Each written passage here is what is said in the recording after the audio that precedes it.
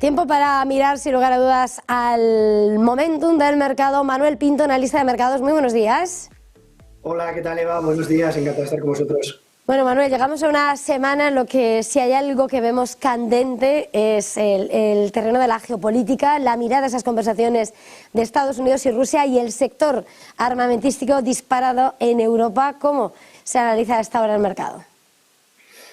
Bueno, pues como bien comentabas, al final al sector de la defensa que estamos viendo acciones como la alemana Rheinmetall subiendo un 11%, también el Leonardo, en SAP, bueno, pues compañías que se pueden favorecer por varios puntos, ¿no?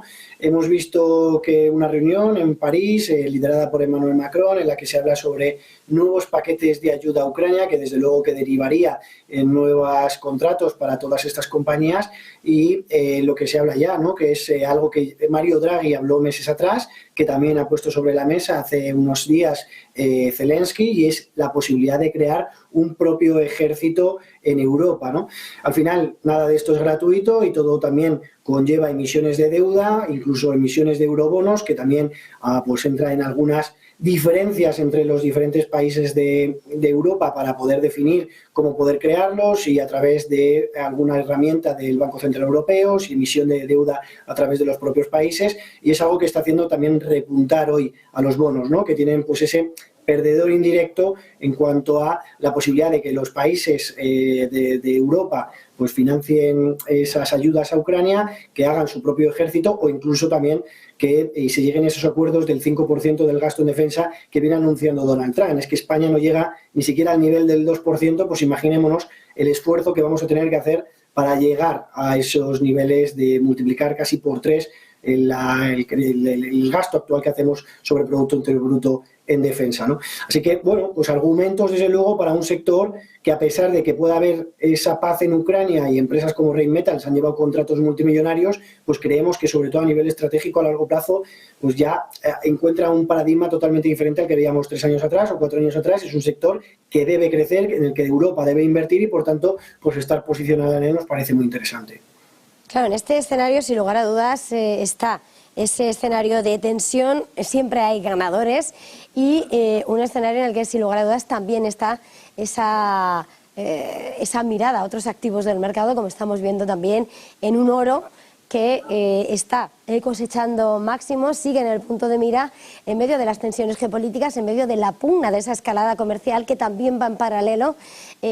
¿Cuál es esa lectura en un escenario en el que es cierto que con el cambio, además, de la administración de Estados Unidos se ha dibujado con mucho más fuerza? ¿Qué lectura hacéis? Mira, yo en el oro la verdad es que soy positivo de momento. Decíamos hace semanas que nos habéis preguntado y hemos hablado mucho sobre ello, hasta que veamos el avance del conflicto bélico en Ucrania, ¿no? Y me explico. Al final entiendo la tesis del oro de ser el activo preferido de los inversores para combatir la inflación. Hemos visto crecimientos de los precios en la semana pasada en Estados Unidos por encima de lo esperado, y sobre todo también pues otro catalizador que ha impulsado su precio ha sido la compra de los bancos centrales. China e India han liderado en los 2 últimos años pues la compra masiva de oro por parte de los bancos centrales, ¿no?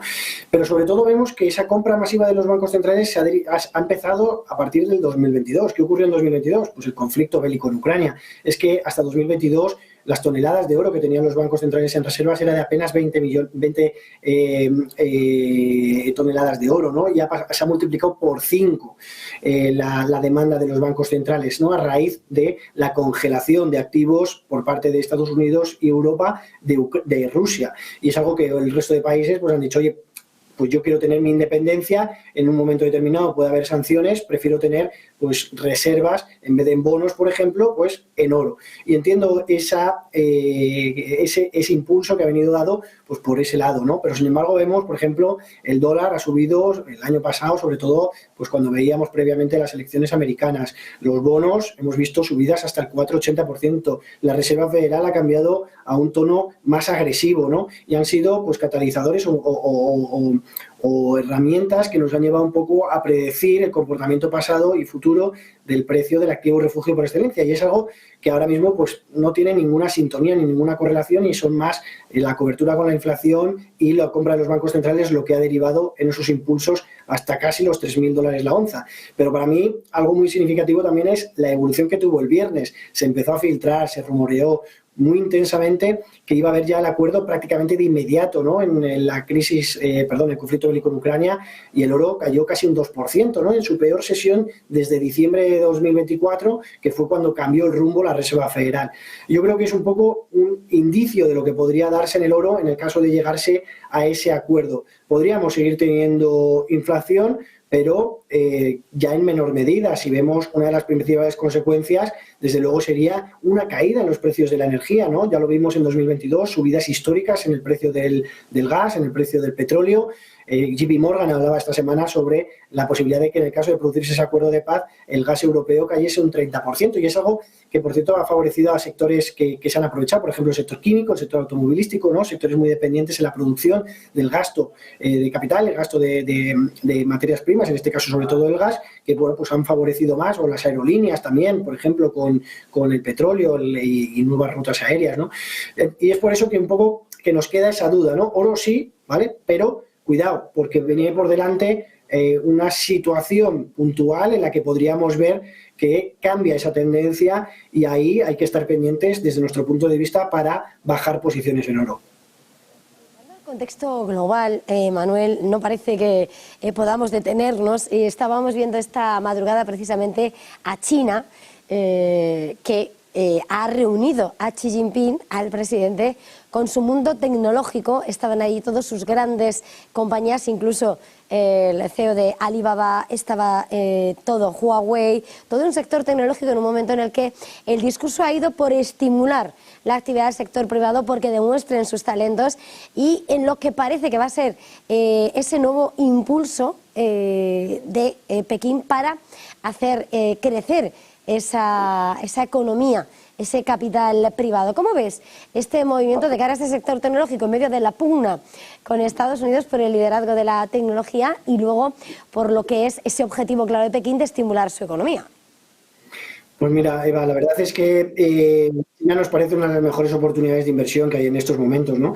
Y ya lo estamos viendo también en los flujos de flujos de efectivo que los inversores institucionales y también a nivel retail mantienen en los últimos meses, en los que ha derivado mucho un cambio en el apetito y en el atractivo que tienen índices como India, y que ha cambiado y se ha modificado a China, ¿no? Y es que hay algunos argumentos que nos parecen muy positivos. Por ejemplo, pues desde septiembre venimos viendo los estímulos monetarios y fiscales. No sabíamos si iba a ser suficiente o no. Desde luego, pues hemos visto datos macroeconómicos que empiezan a reflejar una tendencia positiva, ¿no? Ya con crecimientos del Producto Interior Bruto por encima del 5%, que consiguió también a finales del 2024, con algunos datos macroeconómicos que estamos conociendo ahora en principio de 2025, que son mejores de lo esperado, con un incremento en el consumo, con un incremento en la demanda.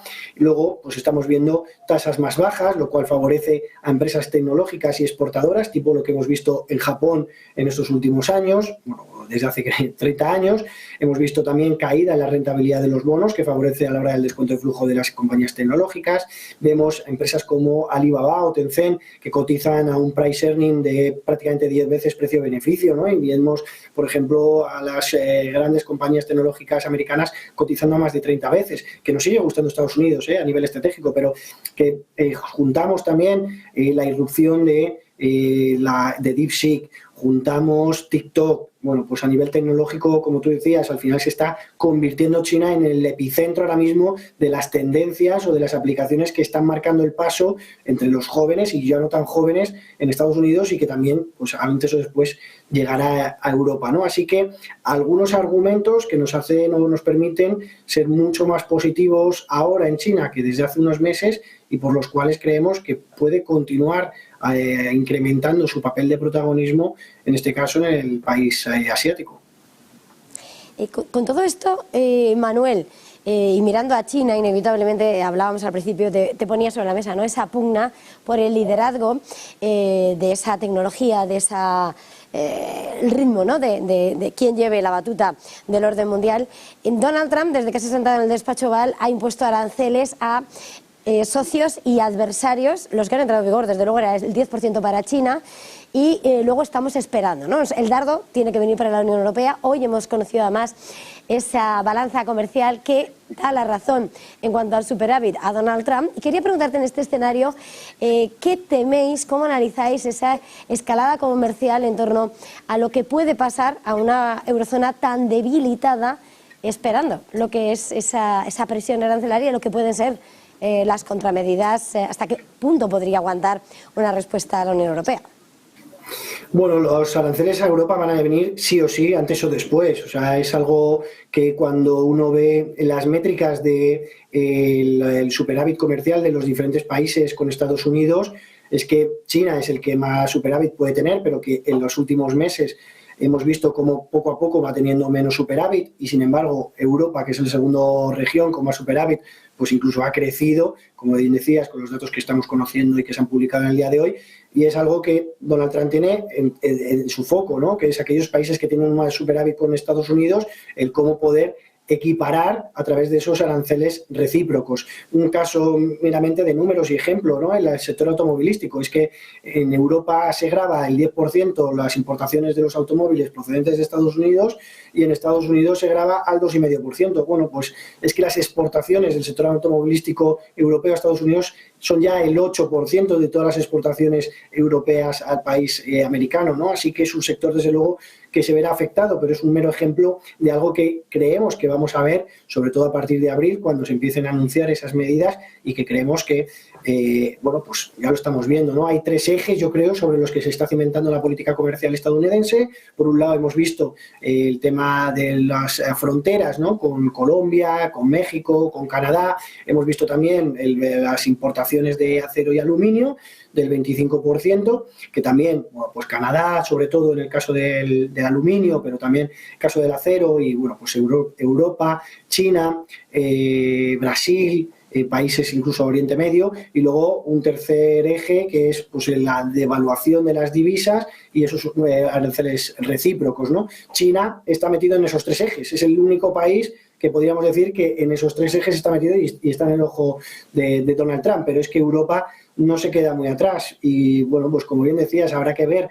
cuáles son las medidas finalmente que adopta, pero el crecimiento económico, pues ya lo hemos visto en los últimos datos reportados, un crecimiento económico de la región de menos del 1%, en muchas de ellas en terreno negativo. Hablaba Mario Draghi, ¿no?, en una tribuna este fin de semana en Financial Times, ¿no?, sobre algunos de los motivos, pues las barreras que hay en la propia Europa, a diferencia de los estados americanos que no tienen barreras o tienen barreras muy limitadas de negociación, las barreras que hay de negociación en Europa, o por ejemplo la ley de protección de datos, ¿no?, que hace que las empresas startups y tecnológicas se queden sin una gran crecimiento en sus beneficios, cosa que no ocurre en Estados Unidos, o las barreras para el sector servicios que ha ido compensando las manufacturas. Bueno, pues todas estas barreras, toda esta regulación que viene Europa haciendo en los últimos años, pues está desde luego limitando mucho en ese camino de crecimiento económico ante bueno, pues el servicio, sobre todo el crecimiento del sector servicios, en la actividad digital, ¿no?, que está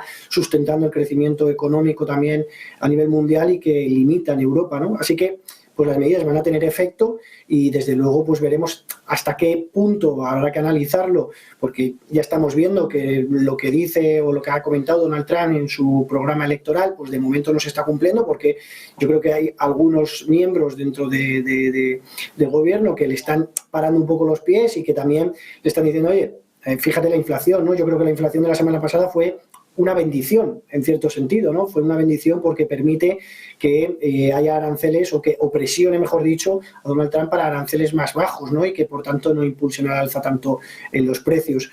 Bueno, pues habrá que verlo, desde luego. Falta de crecimiento o no, lo que estamos viendo es un DAX alemán desbocado, unos índices en Europa ante los recortes de tipos, ante la posible paz en Europa, bueno, también ante la diversificación geográfica de sus empresas, ¿no? El DAX alemán, las empresas del DAX, el 70% de los beneficios ya nos proceden de Alemania, ¿no? Que también por eso hemos visto a las tecnológicas americanas subir tanto en la última semana. El 55% de los ingresos de las Magníficas 7 proceden del exterior, ya no tanto de Estados Unidos, ¿no? Bueno, pues es una guerra arancelaria que desde luego tendrá consecuencias en Europa, lo decíamos, pero cuidado, porque también las va a tener propiamente en Estados Unidos. Ya lo decía Donald Trump, que vendrá con inflación más alta y, por ejemplo, las grandes tecnológicas, pues el 55%, como digo, procede del exterior. Así que, consecuencias Europa, consecuencias cuidado con India, que también es uno de los países que tiene superávit y que además grava con más impuestos las importaciones y evidentemente, pues con lo que ya hemos visto de China, México o Canadá. Manuel Pinto, ha sido un verdadero placer. Muchas gracias, feliz jornada, feliz negocio, feliz semana. Igualmente, un abrazo para todos.